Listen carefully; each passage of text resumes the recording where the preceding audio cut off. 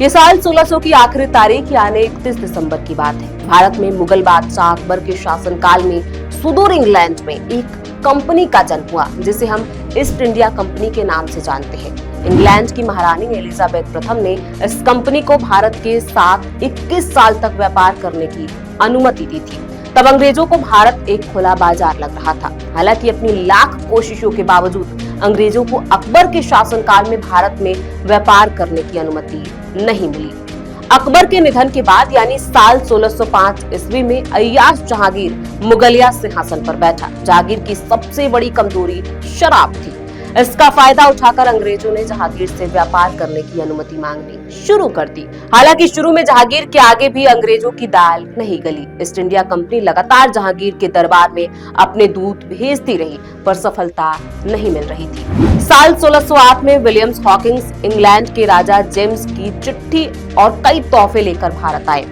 जहांगीर उससे प्रभावित तो हुआ, पर वह भी ईस्ट इंडिया कंपनी के लिए जहांगीर से कोई अधिकार हासिल नहीं कर पाए।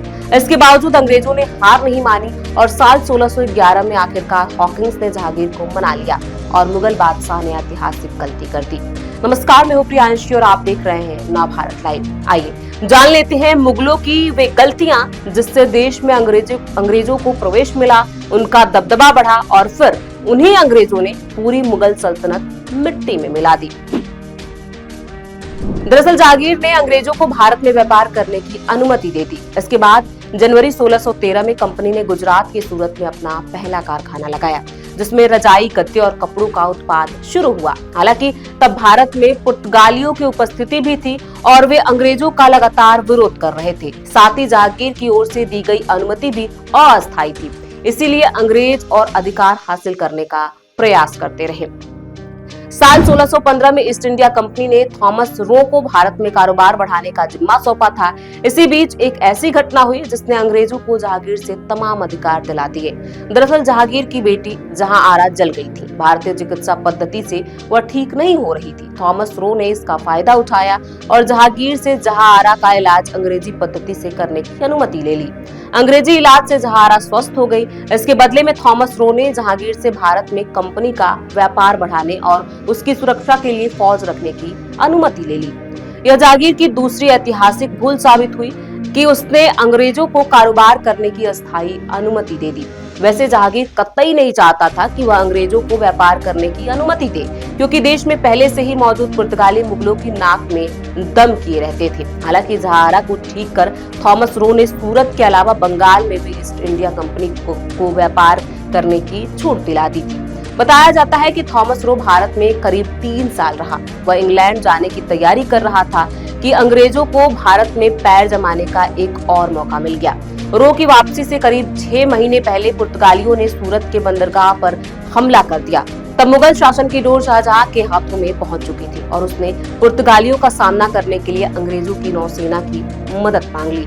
इसके बदले में थॉमस रो ने शाहजहां से ईस्ट इंडिया कंपनी को टैक्स से मुक्त करा दिया था। साथ ही इसके लिए भी राजी करा लिया था कि कंपनी पर किसी तरह का कोई व्यापारिक प्रतिबंध नहीं लगाया जाएगा। जहांगीर के समय में बंगाल में प्रवेश के साथ ही जैसे अंग्रेजों को आगे बढ़ने की राह मिल गई। बंगाल के नवाब तब मुगल सल्तनत को टैक्स तो देते थे, पर एक तरह से स्वतंत्र रूप से शासन चलाते थे। अंग्रेजों ने उन पर शिकंजा कसना शुरू किया और अंततः साल 1757 में प्लासी की लड़ाई में अंग्रेजों ने भीतर घातियों की मदद से बंगाल के नवाब सिराजुद्दौला को हरा दिया। इसके बाद ईस्ट इंडिया कंपनी ने मुड़कर नहीं देखा और भारत में अंग्रेज सैन्य अफसर रॉबर्ट क्लाइव की अगुवाई में कंपनी राज की शुरुआत हुई। देखते ही देखते कंपनी अपनी ताकत बढ़ाने के साथ भारतीय सूबों पर कब्जा करती चली गई। 1857 में ईस्ट इंडिया कंपनी के खिलाफ सिपाही विद्रोह की चिंगारी भी बंगाल से ही उठी और मंगल पांडे शहीद हुए।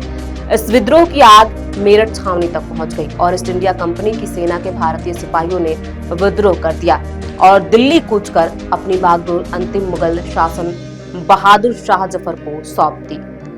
तब नाम मात्र के बादशाह रहे बहादुर शाह जफर और विद्रोही सिपाहियों को अंग्रेजों ने हरा दिया। अन्य अलग अलग सूबों में जारी विद्रोह को भी अंग्रेजों ने कुचल दिया। मुगल बादशाह को देश निकाला दे दिया और पूरी सल्तनत पर कब्जा कर लिया। हमारी रिपोर्ट ये आपको कैसी लगी हमें कमेंट बॉक्स में लिख के जरूर बताएं।